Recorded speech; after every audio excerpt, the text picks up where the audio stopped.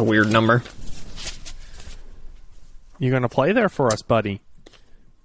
Are you talking to me? I'm waiting for the music. I'm waiting for the music. Powered by Riverside FM. It's just deciding not to play. You know what we'll do here? Lady.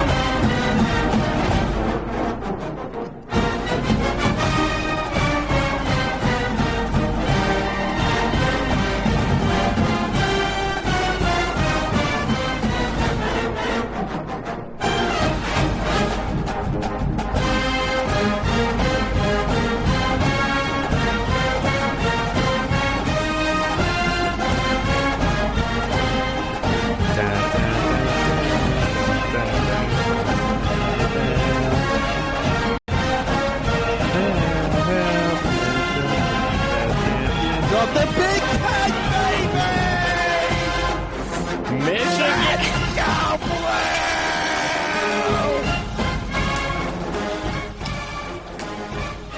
Michigan! To be. A Michigan Wolverine is great. It's great. To be. A Michigan Wolverine is great. To be. A Michigan Wolverine. Wow.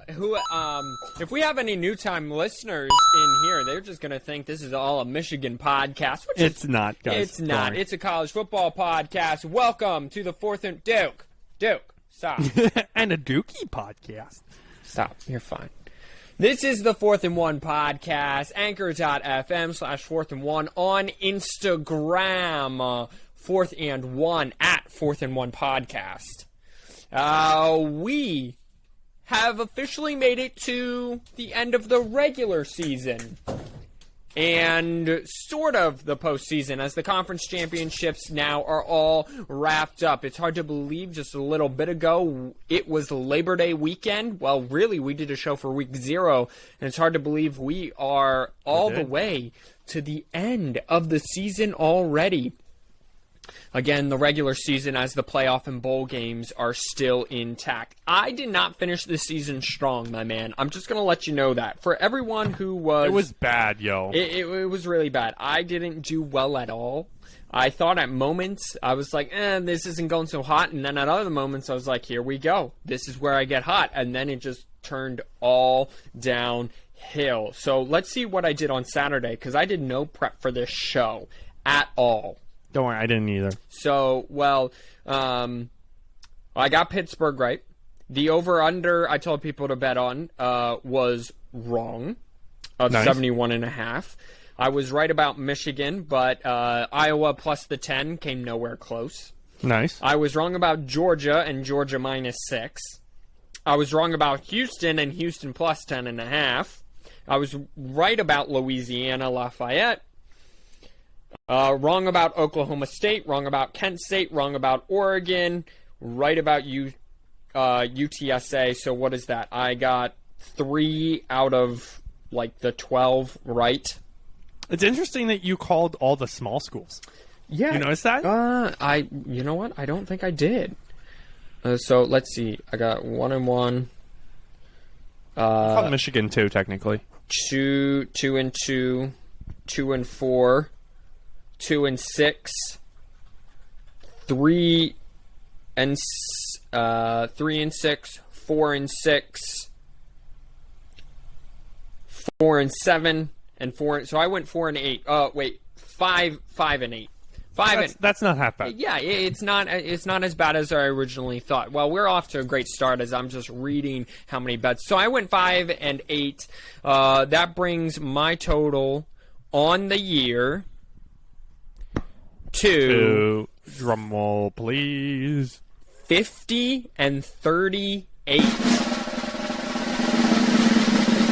So 50 and 38. Hey, still. Actually, that's pretty good. I was 12 games over 500 in all of my picks this year. So yeah, that's pretty good. UTSA won, Louisiana won. We're just gonna I just kind of want to jump right into the check down here before we get into really review. And the check down might take a little longer just because there are some good topics in here. So first and foremost, Big Ben in the NFL. Looking at the NFL, this is my only piece of NFL news. Ben Roethlisberger is going to call it quits at the end of the season. This is about 2 years too late, don't you agree? 100%. Yeah, he should have been done 2 years ago. His elbow has kind of fallen.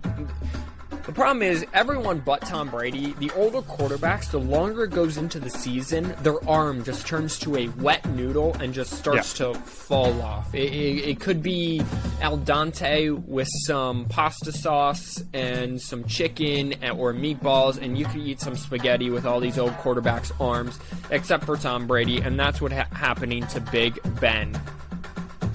Coaching carousel news. Yes. Mario Cristobal is taking the Miami job. But here's something that you might not have known about this, Simeon. He was still at Oregon recruiting for Oregon when he was talking to Miami. Miami did not fire Manny Diaz.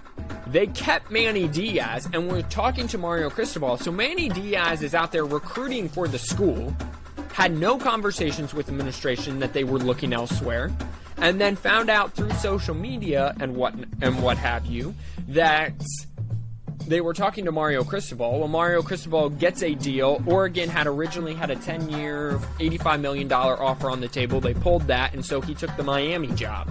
So now the Oregon job's open, and I just find that, I don't know. I always kind of, if you're going to talk to another coach, why wouldn't you? I know why, but you would want to fire your old guy, or at least let the old coach know, we're going to look elsewhere. Well, here's the deal. I think it's more of... I think it's nice that Mario Cristobal was still coaching, still recruiting, for Oregon, but it's kind of sleazy that you're not doing it. Now, this is like Jim Harbaugh coming back to... I didn't realize this is like Jim Harbaugh coming back to Michigan, Scott Frost coming back to Nebraska, for Mario Cristobal to come back to Miami. He played under Jimmy Johnson. Yep. He won 2 national titles with this team. He's a good coach coming back to Miami. From Miami, first Cuban-American coach in the NCAA, head coach in the NCAA. So it's a lot there. It's weird that how Miami went about this. I'm with you, but I'm wondering if this was more of like, hey, Coach Cristobal, you can come coach for us anytime you want to. Well, and then we're like, hey, we're thinking of firing Manny Diaz. Would you want to come coach? And then he's like, yeah, of course I would. But that almost, when you do that, so a couple of things. First of all, I put a video out right when this happened about Mario Cristobal on Instagram at 4th and 1 Podcast. So go check it out. But basically, he's going to build these from offensive, defensive line out. If you're going to be like, hey, we're thinking of firing Manny Diaz, do you want to come coach for us? If he would have said no, I think Manny Diaz still has a job. Oh, 100%. And I didn't think Miami should get at, unlike the whoever writes this coaching care, Barnett Saley for CBS. I'm probably mispronouncing his last name. I don't think they needed to fire Manny Diaz. Yeah, I think this was more of kind of like an under-the-table sort of deal that was like, oh, you're interested in leaving Oregon? Okay, you're going to come coach for us? Yeah, okay, we'll fire our coach. And the only reason he was interested in leaving Oregon is because they didn't make the pack, is because they got railroaded by Utah.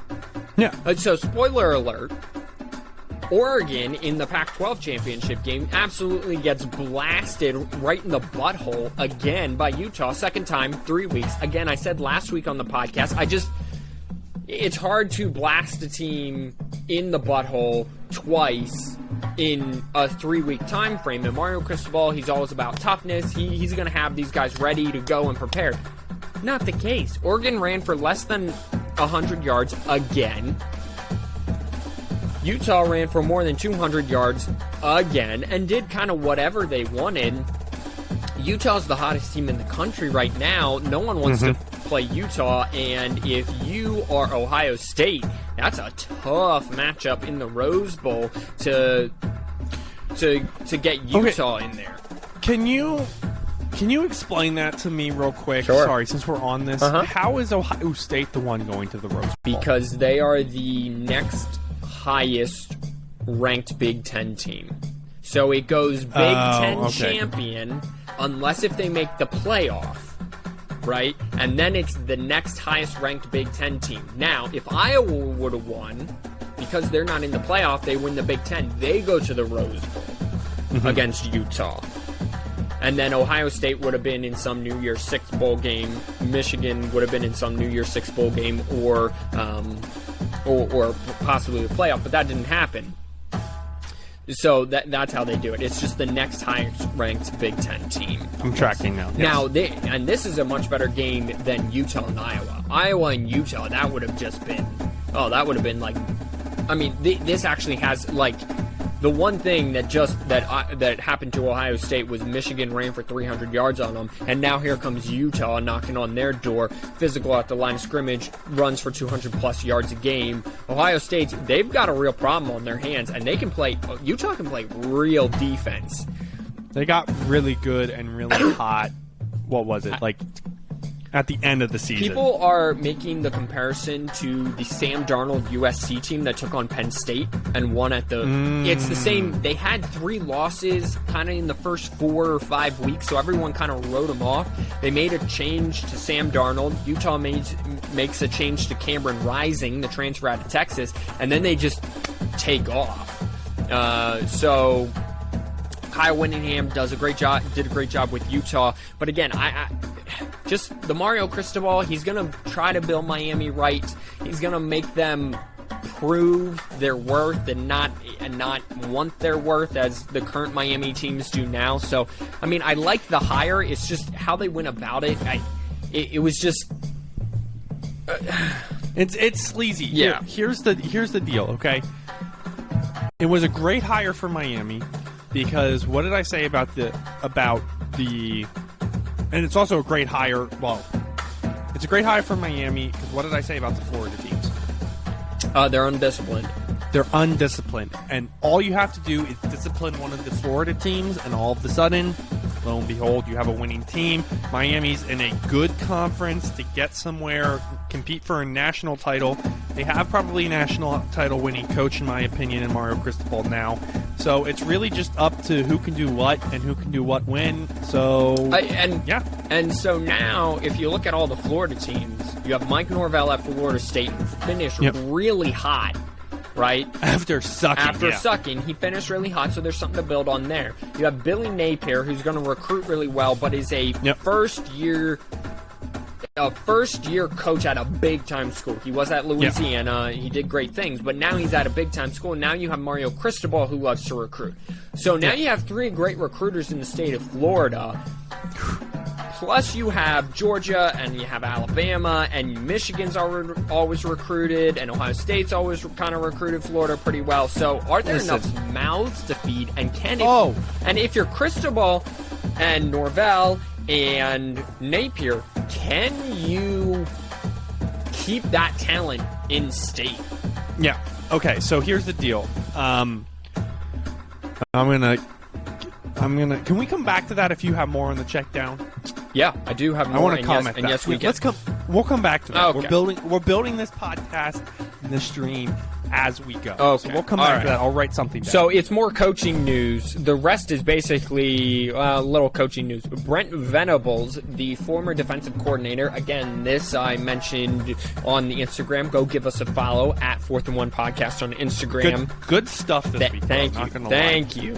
Brent Venables takes the Oklahoma head coaching job. He was the defensive coordinator at Clemson, and he was the defensive coordinator up until 2011, I believe, at Oklahoma.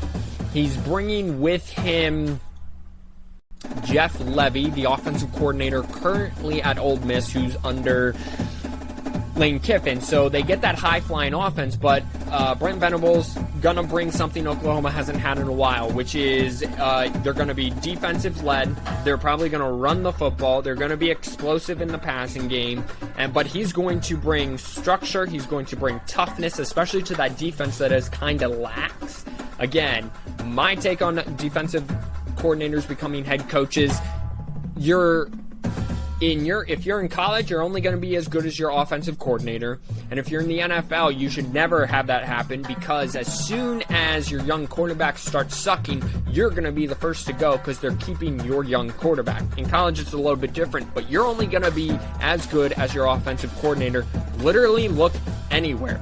Nick Saban at Alabama, this is true. Kirby Smart at Georgia, don't you wish his offensive coordinator was just a tiny bit better? We'll get to that in just a minute. So Brent Venables, Jeff Levy, this better work out. If you're Brent Venables, I think Brent Venables will have this team. They will be one of the best defenses. They will be one of the toughest defenses, at least in the years to come. Maybe not right away. But listen, there's talent at OU. They're also bringing back the strength and conditioning coach, which was last year in Baker's final season there. So they're kind of getting back. OU's kind of getting back to what OU was under Bob Stoops a little bit, and the first year of Lincoln Riley there since his departure for USC. Marcus Freeman, another defensive coordinator, Notre Dame keeping it in-house, was the defensive coordinator at Cincinnati, switched, was 1 year defensive coordinator at Notre Dame, and now with Brian Kelly leaving for LSU is taking the Notre Dame head coaching gig. This was mostly because the players levied for this and wanted this and kind of wrote administration, and he has really good control of that locker room, knows that area pretty well, can recruit. I don't like this hire at all. First-time head coaches at Notre Dame do not do well historically. He's a defensive mind, so you're only as good as your offensive coordinator, who, by the way, is 34-year-old Tommy Rees, who was a quarterback there. He's staying on board, but really the mastermind and the driving force behind Notre Dame's offenses has always been Brian Kelly. Now, he mentored Tommy Rees, but that, again, now you're losing that mentor. And again, the first time things go bad, Tommy Rees out of a job, and then it's going to be Marcus Freeman. So again, Marcus Freeman is only going to... The Irish are going to have good defenses, but they're only going to be as good as the offensive coordinator. So really, Marcus Freeman's success rides on the back of Tommy Rees at 34 years old. Not saying he can't do it. There's a lot of bright minds. He was mentored under Brian Kelly, who, he laid down a good blueprint for him, but this one's hard for me to buy in. I buy into Venables much more easily. Josh Gaddis, the offensive coordinator of Michigan, who, looking back on how he played call of the year, from where they started Labor Day weekend to where they finished in the Big Ten championship game, his play calls during the year were just outstanding. They started at 70% run at the beginning of the year, basically the first quarter, and then they slowly brought along the quarterbacks and the receivers to now they're more definitely half and half, to now where he's calling trick plays in big games. He calls flea flickers. He called a double pass. Donovan Edwards, Michigan's running back, delivered an absolute dime for 75 yards against Roman Wilson in the Big Ten title game, and that led to a rout of Iowa. Michigan routed Iowa by 39, still did not get the 1 seed in the playoff. We'll get into that, I'm sure. And then for the Heisman, Bryce Young, Aiden Hutchinson, a defensive player, C.J. Stroud, and Kenny Pickett are the 4 players up for the Heisman. Bryce Young, after what he did to Georgia on Saturday, is going to win it. Georgia had been giving up less than a touchdown a game, gave up 41 to Alabama and 600 yards of offense, including almost 500 yards passing from Bryce Young. They shredded them. Georgia basically stopped Alabama's run game. That's fine. Alabama said, we're just going to throw it with the best quarterback in college football and probably the fastest receiver in Jamison Williams. However, Alabama loses John Mechie, who was their second receiver, who to that point had 8 catches for 100 yards and a touchdown. So that could play some stuff going into the playoff. We will preview the playoff in weeks to come. And I kind of gave you a little review of kind of what happened last week, but we'll get into that. But that is the check down, ladies and gentlemen. Quick hits here real quick. Jeff Tedford, these are small school coaching hires before we get back to recruiting in Florida. Jeff Tedford coming back to Fresno State after a 2-year absence due to health issues, whatever that could be. After Kalen DeBoer, the guy he's replacing and who replaced him, funny enough, is headed to Washington, University of Washington. Obviously, Oregon job is still open. The Nevada job is open. I've heard from multiple people, Chip Kelly.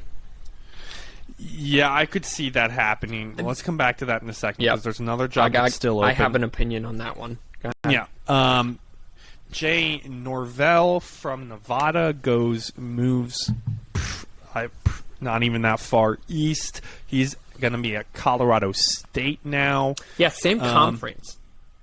Same conference, which I found interesting. And I think Nevada's the better program. So I don't know if you're I don't know where is Nevada. I think Nevada is in Reno, right? Yeah.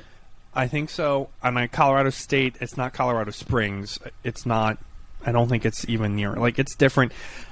I think Colorado State's a little bit more historied, but I feel like you have a little bit like Cade McNamara. Like you can tap California a little bit more easily from a recruiting perspective. I don't get that.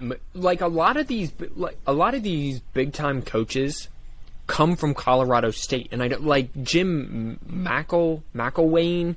He coached Florida for a few years, came from Colorado State. Another head coach, I forget his name, came from Colorado. Like, I don't know what the pipeline from Colorado State to the big boys are, but it never works out. It never. They always get sent back to the kids' table. Maybe he wants to be able to play Colorado because maybe that's the reason. The Raging Cajuns pick up Michael Desmoreau, I believe is how I'm going to pronounce that. That's Louisiana's co-offensive coordinator. So they kept in-house. The question is, can he keep them on a roll? The Raging Cajuns are doing well. And I just realized this. Joe Moorhead was Oregon's offensive coordinator. Yes, so not only are they down a head coach now, who brought them back to the mountaintop, shall we say, but they're also down an offensive coordinator. Another big opening is in Virginia as well. Temple job is still open. Yes, and Florida Atlantic job is still open. The Bronco Mendenhall resigning from Virginia took everyone by shock.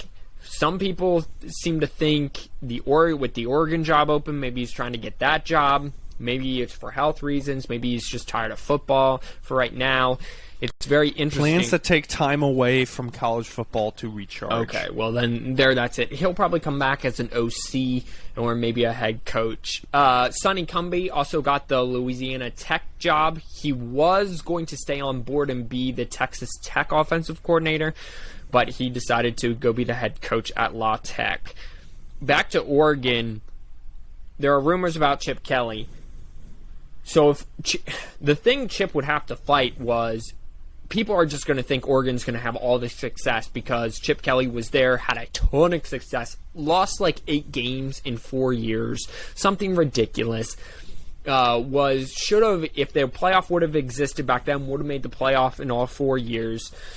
Missed it by late season upsets and things like that. The problem with Chip Kelly is what made Chip so successful at Oregon, literally everyone is doing now, which is read option, run pass option, and a power running game at breakneck speed. Literally everybody does it now. Chip Kelly was the person. He didn't create it. That was more Urban Meyer with Alex Smith at Utah. Sure. But he's the person who popularized it. Yeah, he revolutionized it. Revolutionized it. Thank you. Yes. Yeah. Thank you. That was the word that I'm looking for. I don't hate it. I don't think he should. I think he's going to have a better time at UCLA. Oh well, but now guess who's right across the I-95 or whatever it's called? That's Lincoln Riley. I-5, I-95 is close to us. Whatever. So why wouldn't you go back to? I mean, Phil Knight loves Chip Kelly. You got the Jordan brand. Phil Knight will pay whatever to get Chip Kelly back. I'm sure that Nike brand. They don't do Jordan it. Whatever. Who cares? It's the same thing. Yeah, I don't know who you're necessarily going to go with here. I don't know who you're going to go with Virginia. But I don't know. I'm trying to think of some big names that are still left on the board. By the way, also one I wanted to name here, and I haven't forgot about Florida, don't worry, is this is the first Brent Vannables leaving Clemson. That's his first assistant to leave.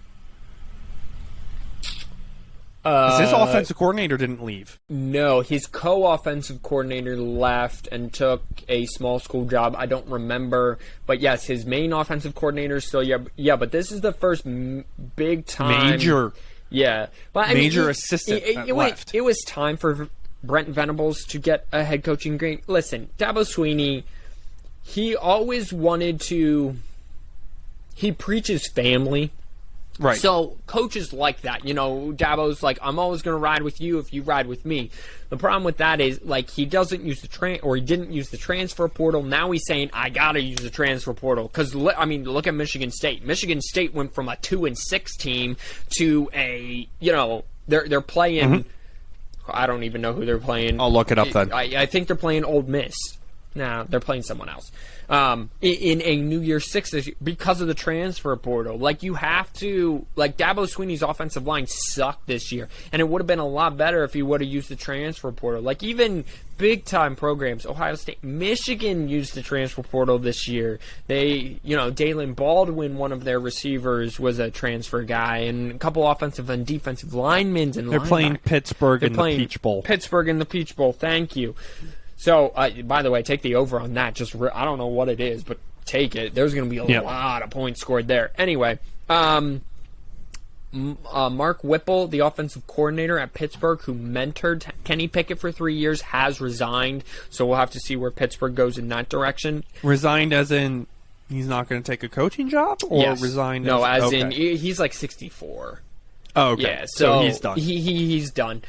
Oregon, though, tick, tick, tick. You got to get on this because the early signing period, there are 2 signing days now. Most people don't like it. I don't mind it. The signing day used to be in February. Now they're doing an early signing day in December to where recruits can actually start class in January. High school recruits who have already graduated technically have enough credits.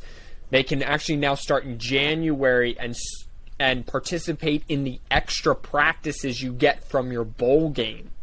So you're actually onboarding these freshmen even earlier into the thing. Also, one of Ohio State's quarterback, Quinn Ewers, he was the number 1 5-star quarterback. One of the people who took advantage of that and left high school early. Yes. Play football. He left Ohio State. He is targeting Texas and Texas Tech. My guess is he'll land with Sark in Texas. But again, this was, I mentioned this privately. I don't know if I mentioned it on the podcast. When Ryan Day kind of out-recruited his coverage a little bit in both the receiver room and the quarterback room. You can't recruit these big 5-star quarterbacks and expect them to hang around for 2 or 3 years. Not anymore, especially with the transfer portal the way that it is now. Harbaugh might run into that with J.J. McCarthy and Cade McNamara, because right now it's Cade McNamara's job to lose, but J.J. McCarthy is more talented. But how do you play a guy who doesn't turn the ball over and who moves the offense and they score on like 60% of the drives he plays? Here's the thing. If J.J. is smart, Cade's a junior this year, right? Cade, yes, he has 1 more year technically, yes. Yeah, he has a year of eligibility left. If JJ's smart, he realizes that. And you also have to remember, they used, besides the Michigan State game, they used him effectively in the offense as a second kind of no-film type of quarterback. He's played in every game this year, yes. Yeah. So he had, I think, 12 snaps in the Ohio State game.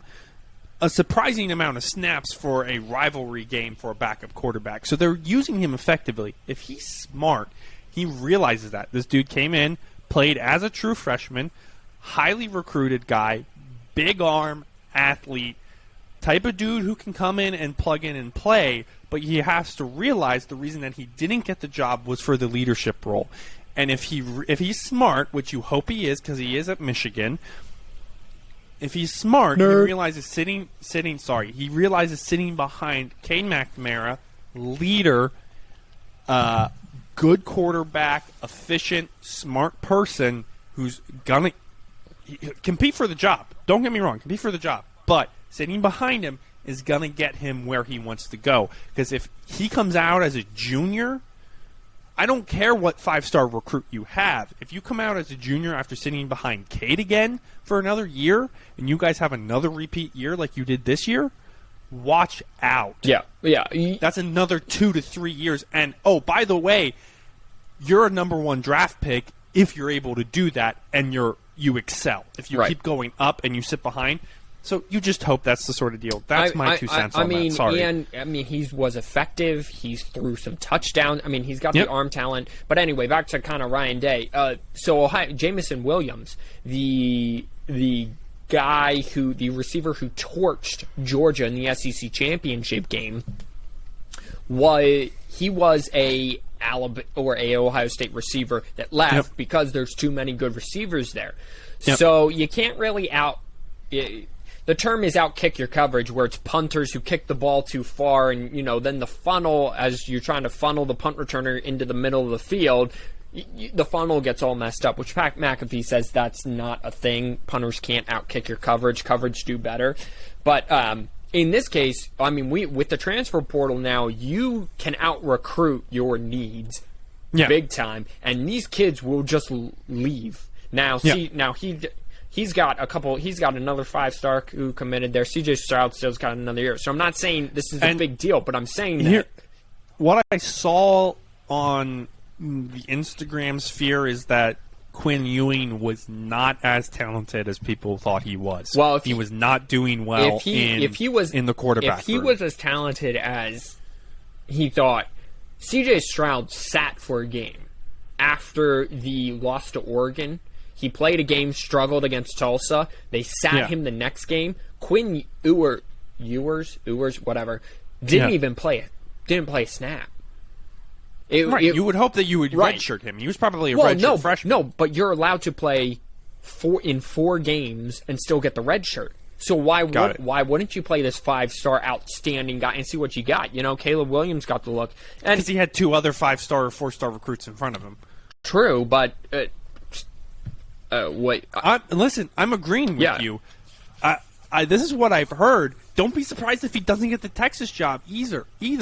Steve Sarkisian can recruit. Yeah, and you got to be smart. To be a Sark quarterback, you got to be smart. Now, if he just wants to go throw a ball around, you go to Texas Tech, because that's an air raid system through and through. Or go to Mississippi State even. Mississippi State would home be of the air raid offense. Yeah. Papa air raid offense. So, Florida, real quick, just until I do want to do a quick recap of every championship game, just to keep Mom in the loop. But you wanted to mention something on Florida. Oh, so I think I said this at the beginning of the year. We have our picks, dude. We have our 2021 picks. I did write them down. I was smart. Okay.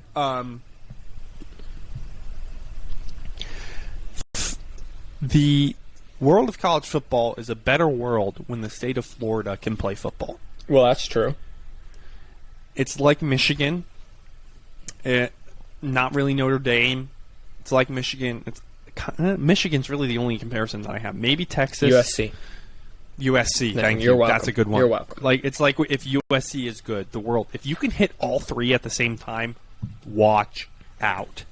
We haven't been able to in the history of the world, I'm pretty sure, or maybe since the 1800s. But you now have the best chance for Florida to get divided again, because Mario Cristobal can recruit. He's a Cuban guy. He's a Miami guy. He has success both coaching and playing.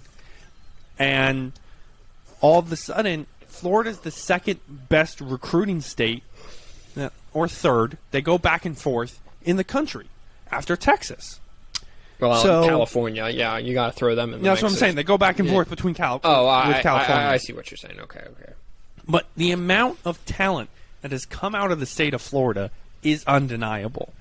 And if you have a coach, if you have the University of Miami and the University of Florida or Florida State, interchangeable, that is playing football And mind you, that's 2 ACC teams and an SEC team that can play football and can compete at the top. That is great for football. And we have the chance in the next 3 years to see that.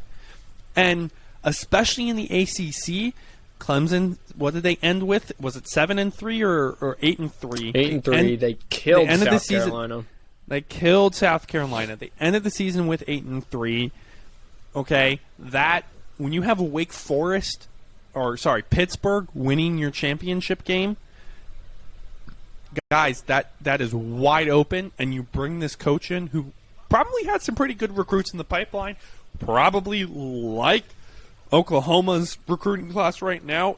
Oregon's is probably out the window. I'm going to Mario Cristobal to Mario Cristobal. Yes, you would think that most of these kids. The problem is, these are West Coast kids that he's gonna have to try to convince to go all the way to the other corner in Miami. You want me to win in primetime around all the pretty girls in Miami where there's cocaine? You're kidding? Yes, that is the easiest sell. The University of Miami is the easiest sell besides Alabama. No. Because then Lincoln Riley knocks on your door and say, "Why would you go 3,000 miles away from your mom when you can stay right here on the West Coast with all the other pretty girls?" Coach, yeah, and all the homeless people. I like to win when it comes down to the final game, and there's this guy named Lincoln Riley who sucks at winning when it matters. Well, that is true, except Mario Cristobal just got railroaded, got butt-effed twice in 3 weeks. But this was his first year of the 3, and his worst team. I'm just saying, if I'm a West Coast kid, unless I want to stay home, which, to be fair, if you're a West Coast kid who wants to stay home, I was the kid who wanted to stay home, so please don't. But if I'm a West Coast kid who doesn't care, I'm going to Miami. I'm packing my bags. See ya. Peace. Bye. It's a great argument. This is why we're not recruiters. Well, maybe this is why we should be recruiters. I don't know. Yeah. Anyway, so just break down the championship. Yeah. Let me do that. But our picks are kind of interesting. I was just kind of looking over those. So here we go. Okay, so I told you about Oregon already. They just got. Yeah, that's stroke. Yep, that's just what happened to them. They just fell apart. UTSA runs for 304 yards and gets its first conference championship. Again, this program did not exist. This football program, that is, did not exist 10 years ago. Okay, the last time Michigan beat Ohio State, this program had its first year of football. Can you believe that? That's impressive to go from nothing to something. And they're gonna, I don't know who they're playing in their bowl game. I think it's another Texas squad. Look that up for me. Who, UTSA? Yep. I just saw it. They're one of the early games. They are. Oh, no, that's UTemp. Sorry. I'm going to just continue on. Yep. Oklahoma State literally comes up 6 inches short. Couple things with 3 inches short. A couple of things with this game. San Diego State and the Tropical Smoothie. That's Cafe, right. Go Frisco UTSA. Bowl. Go Roadrunners. Go Roadrunners. Meet. Which I will get to San Diego State in just a minute. I don't know. Oh, Oklahoma State. Spencer Sanders had 4 interceptions. 1 was not his fault. The other 3 were. Oklahoma State's defense showed up to play. Jalen Warren, the 1,000-yard rusher for Oklahoma State, did not play. Had a hamstring injury, was out the whole game. And Oklahoma State had 8 shots within the 2-yard line. They had 4 shots on their last drive that came up 6 inches short. And they had 4 shots on the drive before, and they got 3 points total out of that. First and foremost, what is it with teams not liking quarterback sneaks anymore? Dude, I don't know. Michigan is the only team in the playoff, I think, that does them. Michigan might be the only top 10 team that does them and does them consistently. Like, I know you have to mix it up. Oklahoma State didn't even try one. And at one point, they were on the foot line, which means they have a foot to go. You're telling me Spencer Sanders can't snap the ball, lean forward, and get a push from the running back and end up in the end zone? I mean, you'd hope, right? Right. So I don't know. The play calling was kind of questionable down there. The running back literally dove for the pylon, and the ball landed this short from the pylon. It was a epic moment to start the game. So kudos to Baylor. Dave Aranda, 2-6 last year, or 2 and I don't know, some ridiculously awful record, to Big 12 Big 12 champs, and I believe they're in the Cotton Bowl, and I think they are playing Ole Miss. Let us look. This is why you have me here. Baylor is playing the Sugar Bowl, and they're playing Ole Miss. Oh, Sugar. Well, at least I had the opponent right. Yeah. Georgia pulls a 2018 Michigan. And if that is not immensely accurate, I don't know what is. So let's just review. Let's compare the two. 2018 Michigan, a top 5 defense with a good run game and a solid quarterback. The 2021 Georgia Bulldogs, a number 1 defense, including the best rushing defense, a solid run game with a solid quarterback. Both enter a game against a rival in which their head coach has not beaten. Both teams entered games in which most of the people out that were picking the game, analysts, were picking Michigan and Georgia. In both cases, most analysts were saying that Michigan and Georgia, 2018 Michigan that is, and 21 Georgia, had the better roster against Ohio State and Alabama. And what happens? They both get absolutely curb stomped by a passing freight train and give up a bunch of yards passing and just melt apart. Michigan gave up 62 points. Georgia gave up 41. So there's going to be a lot of question marks with Stetson Bennett. I don't think you can make a switch now. But Alabama definitely just went in. This was the first time Alabama was an underdog in a lot under Nick Saban, especially in a championship game, and it showed. Nick Saban said, basically, the media just motivated us the entire week. He says, mostly you give us poisonous rat poison that kills us, but this week it was good tasty, yummy rat poison. And, I mean, you can't argue with them. Now, how do they respond? Because now you're going to get all that bad rat poison again if you're Cincinnati. And because it's, this is not a game. Cincinnati is their first group of 5 team in. Speaking of Cincinnati, they got in. They basically wanted it. That defense came to play. Houston kind of stuck around a little bit there for about a quarter and a half, and then things kind of got away from them there. I think if this was a neutral site game, it might have been a little closer, but since it was at Nippert, Cincinnati ran away with it late. There you go. It was a complete game from Cincinnati. Napier got his last win at Louisiana before he took the Florida job, and Louisiana is the Sun Belt champions against App State. That was a kind of grinded out game from what I saw of it. Michigan dismantled Iowa. Iowa's lack of passing game, I assumed that Michigan would have mental lapses and just kind of look down. Just naturally it happens after you punch a hole in the wall that you had just been banging your fist on and breaking your hand on for the past 6 years in Ohio State. There was no letdown. Iowa had no answer offensively, especially in the second half. Mike McDonald made huge adjustments. Josh Gaddis, assistant coach of the year, made excellent play calls. Really, you knew that this was going to be a different game when Iowa's defense that had not given up a play of greater than 60 yards all year gave up back-to-back 65-yard plus plays. In a run to Blake Corum, who is going to be electric next year. I truly believe that. And a beautiful running back pass from Donovan Edwards to Roman Wilson.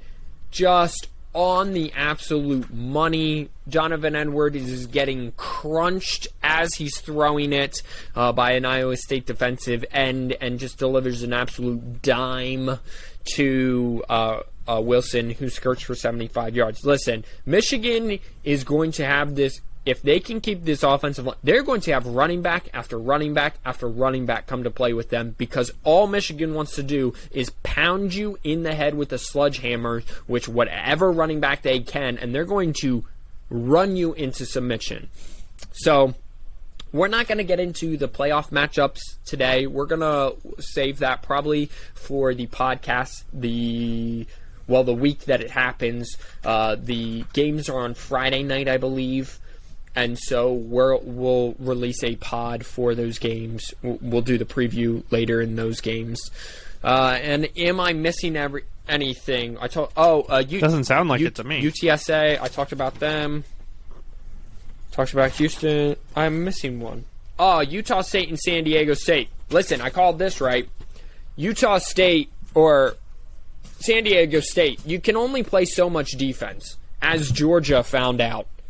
Mm-hmm. You can only rely on your defense so much until they finally just say enough is enough, I can't do this anymore. You got to score something. And especially with an offense in San Diego State that relies so heavily on their defense and their special teams to create good field position. The minute that flips, it wasn't even a game. It was a game for a quarter, and that was it. So Utah State plus a 6.5 blew out San Diego State by like 30, I think. So that is the weekend. Is championship week in review, and that's what. Oh, Kent State absolutely got blasted by Northern Illinois. Northern Illinois ran. My one note was, can they run the football? Well, they did for well over 200 yards, and they beat Kent State by 20 or 18, I believe. So that was weekend wrap up. My good sir, I'm out of material, or planned material, that is. What would you like to talk about? Well, do you want to talk about how bad we were at picking? Oh, yes, I forgot that we mentioned that. You know what? I would like to talk about how bad we are at this. Let's see how we are. Let's start. Okay, so Pac-12, we both picked Oregon. We had a shot. At being right, but yes, yep. Again, no way of knowing that Mario Cristobal's team would just fall apart twice. No, absolutely none. Number 2, so that's 0-1. Yep. Number 2, Sunbelt Raging Cajuns. We got it right. Uno and Uno. This is very interesting. Okay, SEC. Dang it. We picked both teams right. Dang it. Makai picked wrong, which makes him 1-2. Darn I it. picked right in Alabama, which makes it 2-1. Mountain West. And by the way, that's where all the good picking stops. Right there with the SEC. 100%. Now, to be fair, for Conference USA, nobody could have called that. So, with the way UTEP played this year. Oh, sure. Not UTEP, UTSA. So, right. I mean, that's... Yeah. We'll call that. I mean, the Big Ten's the same. The Mountain West, we both picked San Jose State, and they weren't even... They played a good first 4 games. They had one good upset in there, I'm pretty sure. And Utah State. They won the... Wait, Utah State won the Mountain West? Yeah. Okay. Wow, that goes to show. Mac. Micaiah, your pick looked really good at the beginning of the year. It fell apart when conference play started. It fell apart when it fell apart more than a Nature Valley granola bar falls apart out of the wrapper. That's good. Yeah, nailed it. Yeah, that's a good one. Thank you. I'll give you a coin for that. Oh, hold on, I have repeats on. Sorry. And then I picked the Bulls. Their coach left for Kansas. The Bulls? The Buffalo Bulls. Yeah, that was didn't bad. quite. Yeah, to be fair to the MAC this year, okay, they were a very interesting conference. Yeah. They were a tight. It was a tight race in both the North and the South, or East, however they do the division. It was very, and they were all losing to each other. So yes. It wasn't like it wasn't like one team was dominating and every other team was beating other teams. They were all losing to each other. Correct. So Conference USA, we picked the UAB. Yeah. They had a good season. Did they? They did. Okay. They lost to UTSA. Sure. UTSA won that. Well, they almost won that game. Yes, they did. That was the game that UTSA, second to last week of the season, had to come back. Yep. When in the final seconds, it was a tip pass in the end zone that went right to the receiver. Yep. I'm remembering. Conference US, Big Ten, we both picked Ohio State. We're very happy we both are wrong. We'll take the L on that one. Gladly. Yep, gladly take the L. Micaiah, Big 12. I took Iowa State. Ouch. Just can't get out of September, man. My goodness. They just can't get out of September. They're awesome in October, and then they fell apart in November. But Iowa State just, I don't know what it is. They just wake up in November. You know, they're like that Green Day. They're like that Green Day song, "Wake Me Up When September ends." That should be Iowa State's theme song. Yeah. And then I took Oklahoma, which had a shot the last week of the season. I think for the matchups, though, I think I took Oklahoma and Oklahoma State, so I was half right in the championship game, but not really. Well, we'll look then. ACC, we both picked Clemson. Yikes. Again.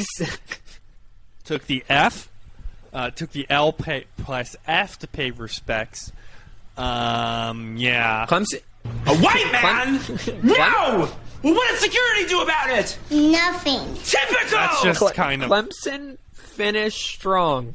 They finished in the top 25 of the college football, but I think they finished 9-3 on the year, or 8-3, something like 9-3, because you play 12 games. Trying. But yikes! I mean, it was bad. To be fair, if someone came up and said, you get $500 free in bets, so you're going to get all the money back. But if you win, you're going to triple your money. But you have to choose Clemson to make the ACC title game versus whoever else. Yeah. Or Pittsburgh and Wake Forest. You take Clemson. I'm taking Clemson. At the beginning of the year, I would have taken 12 Clemson. out of 10 times. Yeah. 12 out of 10 times you take Clemson in that. So There was no way. There was no, even with the Trevor Lawrence hump, I'm not going to try to pronounce their quarterback's last name, did not look that bad. Oh, and I remember we both took Clemson and North Carolina. Like, we didn't even have Wake Forest and Pittsburgh anywhere on the radar. Nobody did. Everyone and was Wake Forest looked bad against Western Michigan. Oh, you know. You want to talk how good Western Michigan looked at the beginning of the year? They almost beat the ACC You know champion. what game I didn't cover? Was the ACC as Pittsburgh and Wake Forest. Kenny Pickett was an absolute beast. Was a beast. He did a fake slide, which everyone's freaking about. They're like, oh, now targeting. Just calm down. He did it one time, okay? The guy was 20 yards away and started slowing up. Just calm down. Anyway, Wake Forest, lack of defense, came back to bite them. Hartman threw a couple picks, one pick six, so that game was pretty much over. So congrats to Pittsburgh for winning the ACC. The AAC, we both kind of, for whatever reason, didn't pick Cincinnati. I think we thought maybe a sophomore slump. They maybe couldn't do it again. I picked Memphis. That was nowhere close. Memphis had a tough year. They looked really good last year, not this year. You had a good pick. Close. For a majority of the year. SMU was hanging in. Horrible end of the season. Just, took a giant deuce. Dump. Took a deuce, yes. Took a deuce. So, I mean, overall, I'm counting up here. How many conferences was that? 1, 2, 3, 4, 5, 6, 7, 8, 9, 10 FBS conferences. Overall, I went 1, 2, and 8. Yeah, I went 1 and 9. 1 and 9. That hurts. That again, the gimmies that you thought you were going to have. Okay, Georgia, Alabama, throw that out the window because we both picked. No, you can't. No, because that's one of my wins. No. I'm not saying it doesn't count. I'm saying it could have gone either way. It was a coin flip. I had a strong feeling that Georgia and Alabama were going to be the final two teams. I just thought Georgia's defense was better. Yeah. Clemson and Oklahoma, you thought, they're based on past history, they're just going to run through their conferences. Oh, no offense. Ohio State, yes. I'm sorry. And Ohio State. Throw Ohio State in there. I was like, Michigan might give them a game for a half. Maybe. Yeah. Maybe Penn State shows up this year, which, by the way, they were going to until Iowa injured their quarterback. And if you ask me at the beginning of the year, Micaiah, Michigan finishes 11-1. I wouldn't believe you. I would tell you their one loss came to Ohio State. Oh, yeah. I see what you're saying, yeah. Michigan finishes the season 11-1. Okay, that's a great year. Excellent. They lost to Ohio State, right? Still can't beat it. Yeah, right. Still can't beat Ohio State. Great year. New Year's Six game. If you told me Michigan would be in the playoff, I would have laughed in your face.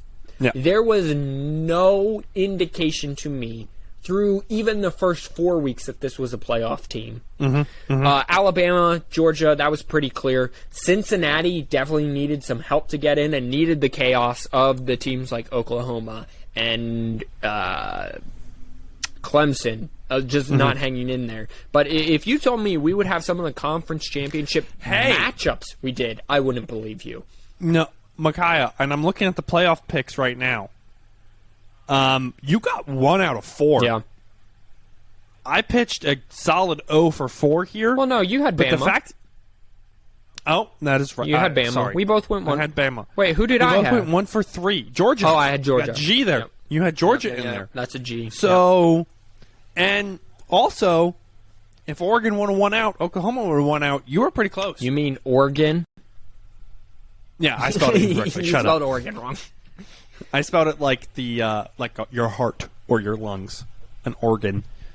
Or did I spell it like the piano thing? You know, you're asking the absolute wrong guy. Wait, you're a nurse. You should know how organ as in the hearts are spelled. I believe that's how you spell that. Well, Let's look it up. You know who we can ask?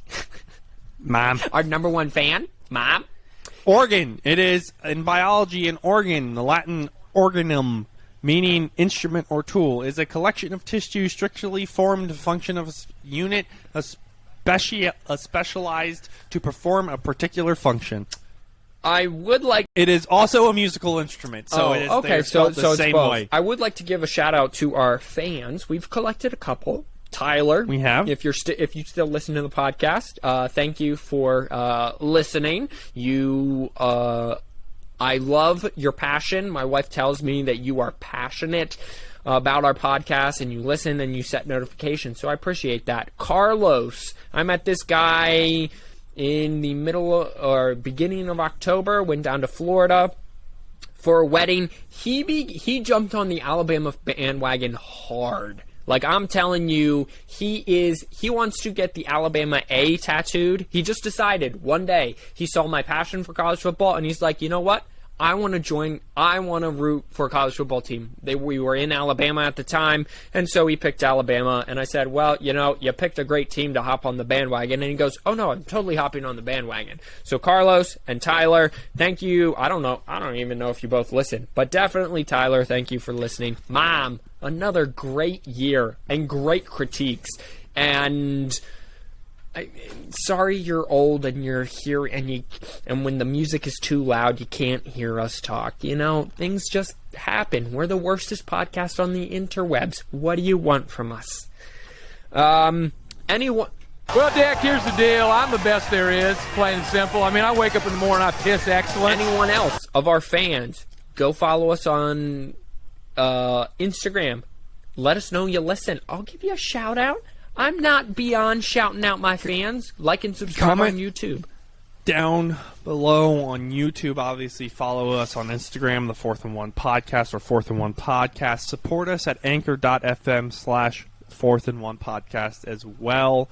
Thanks, Mom. We have a whole $50 in our account. $50. I just found that out, so we're going to throw a pretty awesome pizza party at the end of the year. We're like a give out participation. We're a little league baseball team, and you get for getting the most preseason picks right. That's your trophy. Oh, thanks. You win all by of 2 of them. All 2. Well, better than mine. I win by 1. Yeah. Well, what trophy do I get? You get the most boring player. Ah, yes, Captain Boring. I always Captain forget. Boring. I always want to open the podcast with, I am your host, Captain. This is your host, Captain Boring.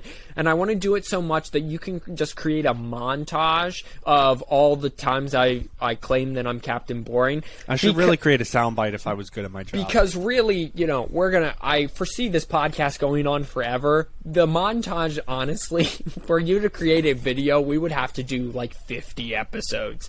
50 times of me saying, hi, it is your host, Captain Boring. Hey, we're coming up to the end of the... We've been doing this for over a year. Almost 2 years. And we're coming up to the end of a year. Yeah. So we've been doing this for 2 calendar years. Yeah. We've been doing it for less than a year from like year to date. More than 2, less than 2 years. I would like people to know our basketball expert, Jebediah. He's not dead, is he? I haven't heard from that He is guy not in dead. ages. I just saw it, but he does want back on. He wants to talk some NBA stuff. He is super excited. He wants to come on. So I said, after college football is over, my dude, maybe next week. Who knows? Since we don't really have anything to talk about. Do you want to go over your favorite worst bowl game before we wrap up? I don't know if you have anything else. Who you got? Army Navy this weekend. We got Army Navy this weekend. Off the top of your head, having watched neither team, who are you taking? Army. Yeah, I'm taking Army too. That's a good call. Oh. My boss, the VP of the Information Systems division of High, was a West Point guy. Hey guys, go watch the Tail Greeter Bowl, Cure Bowl. There, 6 p.m. ESPN2. Northern Illinois takes on Coastal Carolina on Friday, December 17th. Coastal Carolina, man, they had such a great run. Between last year and the first half of this year, it was Coastal Carolina, get it done. And now it's like, now they're playing in some Taylor Jackknife Bowl or whatever you said. Tail Greeter Cure Bowl. I don't even know what it is. Oh, I'm sorry. The Walmart Greeter Bowl. My bad. Yeah. Guys, the best bowl game of every year because you get to play it in the Bahamas. The Bahamas Bowl. The Bahama Middle Mamas Tennessee, Bowl? The Bahamas Mamas Bowl, Middle Tennessee and Toledo. That's noon ESPN on Friday, December 17th. Well, and then my always favorite are the bowl games that just, like Jimmy Kimmel has a bowl. It's like the Jimmy Kimmel Bowl. Well, here's a good one. Presented by someone this year. Let me get you these ones. Okay. We got the roofclaim.com Boca Raton Bowl. That's Western Kentucky and App State. There's so many bowl games. By the way, take the over. Whatever the over is on that, take it. The PUBG Mobile Bowl, as in the video game, has their own New Mexico Bowl. That's UTEP and Fresno. I'm telling you, find the Jimmy Kimmel one. Listen, the Jimmy Kimmel LA Bowl presented by Stiefel. Yeah. Shout out to Mike K. Laws. That is Utah State and Oregon State. Oh. The Radiance Technologies Independence Bowl. The R&L Carriers New Orleans Bowl. I was disappointed to see there's no Cheez-It Bowl this year. No, there is. Oh, there is? Oh, yeah. Who's playing? Hold on. We're gonna the Tropical Smoothie Cafe Frisco Bowl. Oh, my wife would like to know who's playing in that one. That's the UTSA San Diego State. Oh, okay, game. great, wonderful. Yep. Army is playing Missouri in the Lockheed Martin Armed Forces Bowl, but that's not one. Okay. That one's got the Union Home, the Union Home Mortgage Gasparilla Bowl. Oh yes, okay. Hawaii's taking on Memphis in the Easy Post Hawaii Bowl. Okay, sure, yeah. There's the Military Bowl, which is different than the Lockheed Martin Military Bowl. Yeah, sure, because this all makes sense. Serve Pro First Responders Bowl. Okay, so this is all fine and dandy. Let me give you some of my favorite bowl games. The Wasabi Fenway Bowl. Oh, is that held at Fenway Park? I'm assuming. The Cheez-It Bowl is Clemson and Iowa State. Okay. Hey, not Clemson got a decent bowl. Okay, so when I watch bowl games, Tony the Tiger's Sun Bowl, dude. Barstool Sports Arizona. These are the 31st games. The Tax Slayer, which just sounds dirty. Like the Tony the Tiger. Tony the Tiger, yes. A cereal, not a cereal, not a cereal company brand. A cereal character, a cereal cartoon. A cereal cartoon mascot Yep. has his own bowl. And who's playing? Washington State and Miami. Oh, okay. All right. Okay, so some of these matchups, listen, how this goes is the matchups get better and more entertaining the closer you get to New Year's Day. Yes. Okay. The further you are out from New Year's Day, the more the matchups and the least number of fans there are. But I will give you some bowl games to go out, take a look, that always seem to produce good football games. First and foremost, the Rose Bowl. The Rose Bowl should be the site of the national championship game every year. But the Rose Bowl always produces good games. The Alamo Bowl. It's always a Pac-12 and a Big 12 team. Always produce good games. Cheez-It Bowl normally produces good games. The Pinstripe Bowl normally plays... Surprisingly. Yes. Which isn't here. I just realized it's not there? Maybe it's replaced with the Fenway Bowl. I don't know. I wonder if that's the case. Hold on. Where are you? Come here. I'll keep going. Yep, keep going. The Outback... Oh, New Era Pinstripe Bowl, Maryland, Virginia Tech. Yes, will be a great game. I guarantee it. The Outback Bowl or it's the Outback Bowl or the Citrus Bowl. I think they're two different bowls. Those always produce great football games. So those are just some lower level bowls that are played around New Year's Day. Like I think the Alamo Bowl is played like the 30th. Listen, I have great memories of these, watching these bowl games. Mostly, and they have more fans. It's just really hard to watch football games where there are no fans at. And when they take these small schools and put them in San Diego, where the fans are from, I don't know, Kansas, right? Fans aren't traveling from Kansas. Myrtle Beach Bowl, presented by TaxAct, is Old Dominion. That's Northern Virginia, for those of you keeping track, and Tulsa, which is in Oklahoma. Yeah, I didn't know. I didn't know Old Dominion was an FBS school. They might not be. Well, they have to be if they're playing in a bowl game. No, because Jackson State is playing in a bowl game. No, they're playing in the Celebration Bowl, and that's FCS. That's an FCS thing. The cricket celebration. Oh, yeah, South Carolina. Okay, I don't know what the difference is for that. Old Dominion football is in... Oh, they're in Conference USA. Did not know that. Ladies and gentlemen, I did not know that Old Dominion was in Conference Tickle USA. me pink and call me a piglet. I didn't. That's a great... Clip that. Thank you. Clip it. Clip it, snap it, snap, chat it. I don't know. Anyway, are you done? Did you? I can't get over by some of these names. Yeah. Oh I'm good. no, the name. I mean, you could just go down a list, and if either of us were more of a comedic genius, we could make fun of this. By the way, the fact Jimmy Kimmel has a bowl named after him. It kind of sounds like, John Oliver does like stupid shit like that sometimes. Yeah. Uh-huh. And half surprised there's not a John Oliver against Donald Trump bowl. Sure, yeah, in New York. Mm-hmm. The Hillary Clinton did it bowl. Smoke weed every day. Snoop Dogg bowl. Sponsored by Snoop Dogg. Yeah. Smoke weed every day held in Oregon bowl. Colorado, come on, my guy. Ah, bro, I can't believe it. It's cold in Colorado though. And also, a lot of these LA is fine. A lot of these bowl games have to be put in warmer climates because, you're not going to, or in indoor climates, you're not going to have a bowl game in Ann Arbor, Michigan, when it's 29 degrees and there's 3 feet of snow on the ground. Yeah, that is an issue. So, I don't know. It's going to be an interesting bowl season. When does Spider-Man No Way Home come out? December 17th. All right. You want to go see the midnight showing before my wedding with me? I don't think that's wise. I mean, it's not like I'm going to be sleeping anyway, my guy. Hello. Well, wait. Are you talking the day before or the night of? The day before. Why wouldn't you be sleeping? Because I'm about to get married the next day, my guy. So? I overslept and missed my alarm. Yeah, we could also see it in the morning. Like, do you think they have like an 8 a.m. showing? No, I don't. I don't think. Do movie theaters even open before like 11 a.m.? Some of them do. Well, the dirty ones do.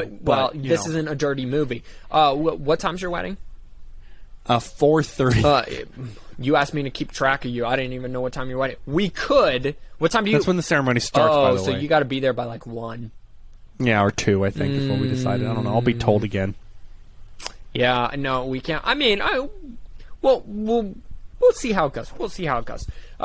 We can definitely talk about it off-site. But, I'd be down for it, but we got to convince some other people, mainly my wife and your wife to be. My fiance is already down. Oh, your fiance is down to clown. Okay. Yeah. We can talk about it. So, that wraps up another season of the College Football Podcast, everyone. Yeah. Well, the 4th and 1 college football season. Again, in 2 weeks, not next week, not the week after, the week after, the week of New Year's, we will be previewing the college football playoff matchups. We will still be coming out with content some week, I hope within the next 2 weeks. Maybe not the week of Christmas, though. We might take that week off. Next week, we will probably have Jeb on to talk a little basketball and to kind of get into some other sports, because right now I'm rejuvenated and I would still like to kind of continue doing this podcast as long as we can and as long as we have content. So if you are just here for college football stuff, check back in the weekend of the week of the playoff. So that would be it'll come out the 29th or the 30th that week. We will be previewing the playoff and the New Year's 6 bowl games. We will be doing that. If you are here just to hear us, me, Captain Boring, and Simeon talk just in general, then check back in next week as we will have a guest talking about some basketball. Until then, be kind to one another, wash your hands, you filthy animals, and just try to be good people,